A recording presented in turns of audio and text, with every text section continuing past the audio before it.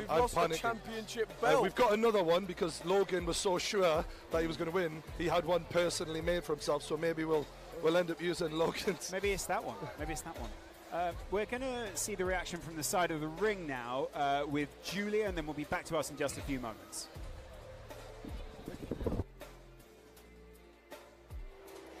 Right, we are back ringside after our first of the really big matches.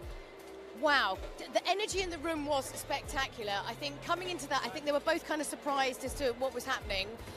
Right off the bat, you know, I thought Deji was going to go for it, but then Jake seemed to sort of get really thrown by getting hit and have really sad eyes, you know, really sad eyes for most of it, but then pulled it back. Yeah, do you know what happened? I think that we was talking about this earlier on in the show.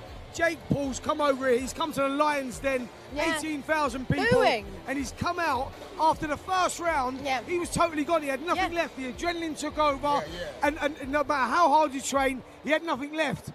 Deji took the fight to him, fair play to him, then Jake Paul got his second wind, he started taking over, got back into his boxing, worked behind the jab, and systematically and slowly broke Deji down, and Deji showed some heart there. Last 2 rounds, unbelievable. You called it, you hit it right on the head, champ. He, you know, Jake established his jab. He stayed with it. He was poking him downstairs with the jab, and he tried to overhand right a couple times. You can see that he was technically more sound, but Deji showed so much heart. It was unreal.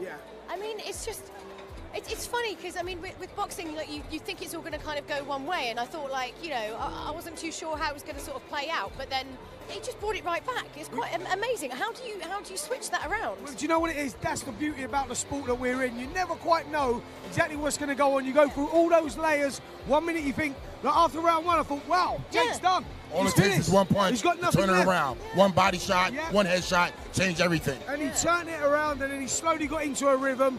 Deji showed a lot of heart, courage, soul, determination. We've seen that right through the card tonight. Doesn't matter at whatever level. I mean, these guys give it everything. They put everything on the line, and that's all you can ask. I mean, that was a great performance. I'd love to see that again. Yeah, I was very impressed. But you know what really impressed me was the fact that, you know, Jake Paul called out Chris Brown.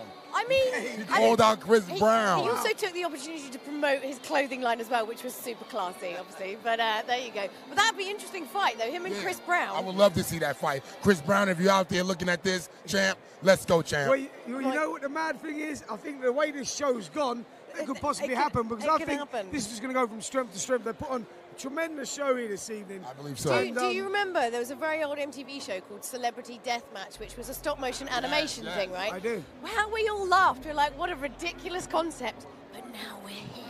Now, it's here we funny. are. Here we are. That's right. What 2 celebrities would you like to see fight? Personally, I'm being from America. I like to see Donald Trump versus Joe Biden. Oh, my God. Donald I like to see that. Let's go, champ. Stu, can we get Donald Trump for the next one? Can we get Donald Trump in the ring, you reckon? Yeah. Hey, Stu's going to get Donald Trump. He'll have a word. That'd be really funny. I mean, Jake, like right at the start, he was like, he's a very confident man. Like this chap right here, very confident man. You know, he said he was going to do it in the first round. I didn't think that was that likely, because I mean, you're walking into, God, you don't even know what you're walking into. How can you predict it? Well, do you know what it is? I think these kids train so hard. They've been training hard for like 3 or 4 months. There's a lot on the line for these guys. Social media, you know, and everything surrounding it. So they don't want to lose. So they'll give it everything. I think we saw that there in that contest. I think we saw everything. Both guys put everything on the line, and it was great because going into the fight, Deji was a big underdog. Jake come in there really confident, too confident, and I think that's why he gassed out to start off with. And then he realised, hold on a minute, I'm in a fight here. And then he pulled it back. Yeah, brilliant stuff. Great entertainment. Shannon, what would you say was like one of the toughest fights you ever had where you had to really pull through? I'd have to say George Foreman was one of them. Francois Botha, Vitaly Klitschko, Ray Mercer. The list goes on. Why did you start? The list goes on. Wow. But you know, it's interesting though to like, you know, like I'm really interested in this kind of mental side behind boxing, because I think, you know, some people do see it as, you know, oh, it's, you know, it's a bit basic. Just put 2 guys in a ring and they fight. But it's an art. So much more, it's an art form. That's all it is. Shannon, I was talking about this earlier on in the show. and I was saying to Julia, it's like 80% mental, 20% physical. We all train, we all get to a fitness, but we also all reach round 8, 9, whatever it may be, 4, 5, and you realise, hold on a minute, I've got nothing left. That's when you bite on the gum shield, and it's not about your boxing ability then, it's about your grit, your heart, your determination, what I've been talking about here. Yeah. And these guys have showed it early on, man, and you know, that's the makeup of a good fighter. Definitely. I'm very impressed, you know, being a professional boxer for 32 years, seeing these kids in front of a huge audience, millions, if not billions of people at home going to see this, and they're coming out in front of a crowd and they're performing. That takes a lot. A lot of people get anxiety. They can't do it under pressure, under the lights. These guys are performing.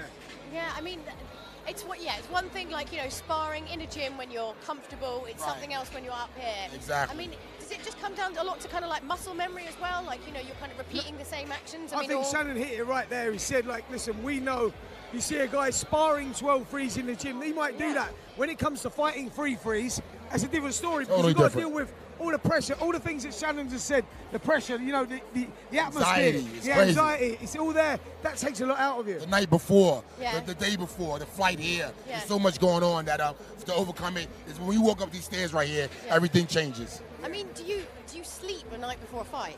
I didn't sleep too well, I'll be honest. Is that not a thing? I tell you what goes on in life. I mean, I don't know if this was the way for you, Shannon, but for me, I used to lie there and think about how the fight could be done, how it could be won. Like, you know, all the bad points that could go on in a fight. Could I